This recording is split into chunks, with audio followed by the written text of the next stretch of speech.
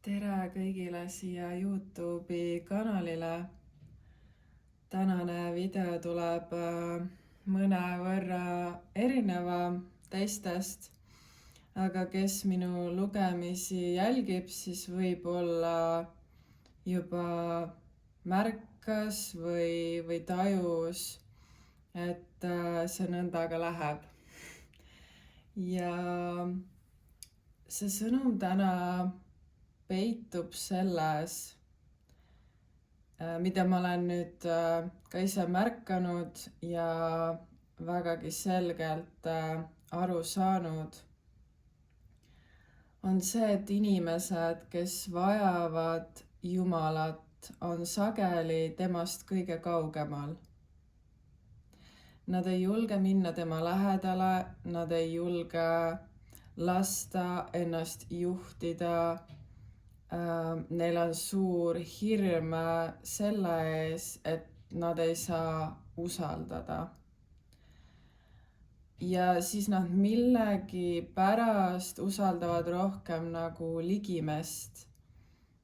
Aga me teame, et me oleme kõik inimesed. Päeva lõpuks me oleme kõik inimesed oma vigade ja heade külgedega ja mineviku ja tulevikuga.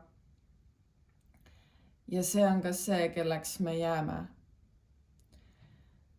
Nüüd, nähes seda, kuidas need inimesed ongi temast kõige kaugemal, on teinud mind ka sügavalt kurvaks. Aga mitte enam sellisel viisil, et see nagu võtaks minu üle võimust, vaid nüüd on miski, mis on minust tugevam ja saab juhtida neid inimesi, kelleni mina ei jõua ja kes minuni ka võib-olla pole jõudnud nende aastate jooksul. Et mis puudutab kaarte, siis me peame aru saama sellest, et tegu on meelelahutusega. Ja just see sõna meelelahutus on oluline läbi mõista. Sest mida ta teeb, on see, et ta lahutab su meelt. Pannes sind arvama, et miski sinust väljaspool on võimekam kui sina, on teadjam kui sina. Ja justkui mingid müstilised asjaolud meie elu mõjutavad ja mingeid sündmuste radasi nagu panevad tekkima. Aga aru saamata, et kõik käib seest välja ja see, mida me näeme väljas, on meie sisemise elu vili. Ja kas seda vilja on või ei ole, see nüüd olenebki sellest, kuidas me oleme kündnud seda põldu, mis seemneid me oleme sinna istutanud. Kas me oleme seda pinnast harinud või me oleme heitnud selle üle, mida meil ei ole ja mis justkui ka ei muutu, jah.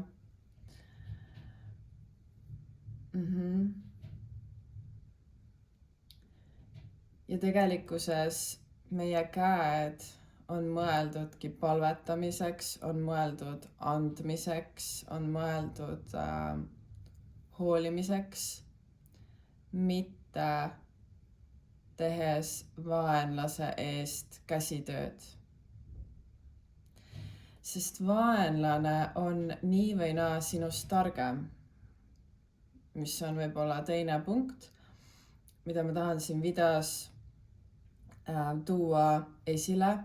Ta teab kõiki sinu mõtteid, ta teab kõiki sinu harjumusi, ta teab sinu minevikku läbinisti.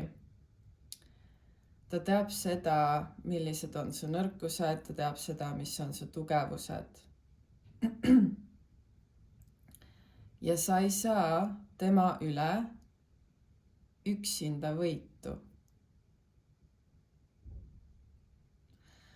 Ja seda arvata on küll üllas, aga see ei ole suuremeelne. Sest teades, kui väike sa oled nende kõikide inimeste seas, kes on sinuga koos siin maailmas, siis sa pead tunnistama seda fakti, et sul on mõju ainult võib-olla oma lähiringkonnale, ma ei tea, 5 inimesele, kes sind ümbritseb, aga kõik muu oleneb juba sellest, millised on sinu väärtused. Kas sa teed vahet õigel ja valel? Kas sa oled õiglane? Kas sa võtad asju mõistuspäraselt? Ja mis puudutab eestlasi, siis on alati olnud mulle täiesti ka mingis mõttes müstiline, et kuidas on üks rahvas, kes on niivõrd umbusklik, aga kes on nii-öelda kannatanud või läbi elanud väga sügavaid tragöödiaid. Ja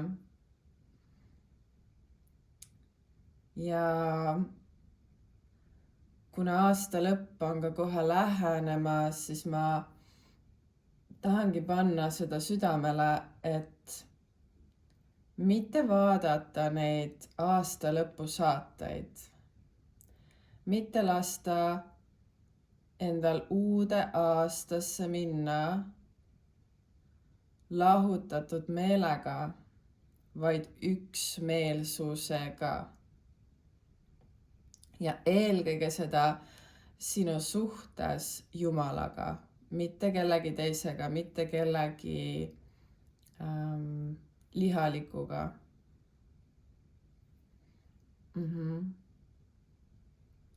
Et kõige taga on alati kavatsus. Ja kui sina selle kavatsuse taga ei ole, siis sa mitte kunagi ei tea, mis eesmärgil see on loodud. Ja kui asi puudutab ennustamist, siis täpselt see, mida me räägime, see ka meie reaalsusesse nii-öelda saab paiskuda ja see saab hakata end looma. Nüüd, kas sa räägid läbi taeva või läbi maise, see on teine asi. Aga kui sa räägid läbi maise, siis see ei saagi kõrgemat eesmärki saavutada, see ei saagi tugevduda, see saab jääda ainult siia tasandile. Ja miks ennustused lähevad täide, on seetõttu, et see, mida me räägime, see ka täitub. Ma väga tahan, et sa saaksid sellest aru, sellepärast, et see võib olla sinu jaoks vägagi elu muutev taipamine. Et kui sa selle video sulged, sa võid teha sellist asja nagu mõtiskluspalve, lihtsalt guugelda, mis see on, kuidas seda teha, sa ei pea ise välja mõtlema midagi, järgi juhiseid ja tee see ära. Just ennem nagu pühade eel, selle kõige sahmimise ja sellise ihnuse ja võib-olla ka mõneti nagu kadeduse tundmise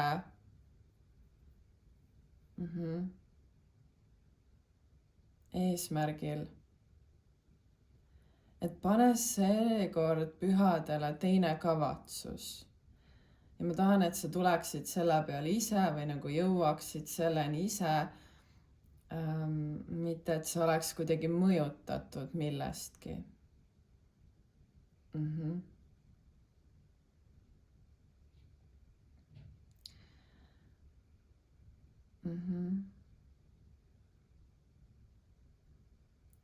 ja väga huvitaval kombel see juhtuski kusagil täpselt vist aasta aega tagasi, kui ma otsustasin oma eelmise kanali sulgeda. Aga mind kutsuti millegipärast tagasi. Ja ma ise loon seoseid 9. aastaga. Et ma tunnen, et mina pean sellele panema mingis osas punkti. Ja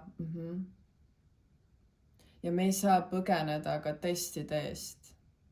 Et kuhu iganes sa lähed, see järgneb sulle, sellepärast et sinuga ei ole veel nii-öelda kõik.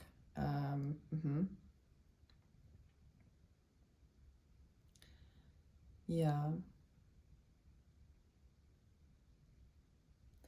see kanal jääb avatuks, sest ma olen siia oma energiat juba suunanud. Ja võib-olla saab tulevikus minu juurde ka tulla, aga sellisel juhul ei ole meil enam laual kaarte, vaid on vaid see, mida me teame ja mida me tunneme.